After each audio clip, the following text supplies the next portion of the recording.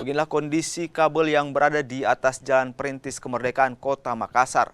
Selain terlihat tidak rapi, salah satu kabel yang berukuran besar ini pun tergantung karena terputus dan melintas di salah satu warung milik warga.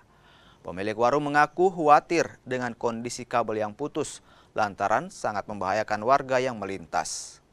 Warga berharap kondisi kabel yang semeraut ini dapat diperbaiki oleh pihak terkait. Kabel berapa lama Pak jatuh? Sudah lama Pak.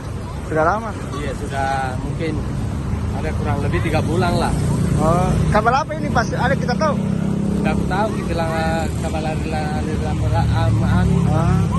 Terus bagaimana, membahayakan memang atau bagaimana ini Pak kabel kalau begini? Kalau bagi saya Pak cukup membahayakan karena ada anakku kecil kasihan karena aku ngapain semua dindingnya ini tempatku. Jadi harapan harus dibenahi Pak Di? Iya, kalau bisa Pak dibenahi. Oh, iya. Siapa nama Pak Tawi? Pak Mustamin Pak. Oh siap.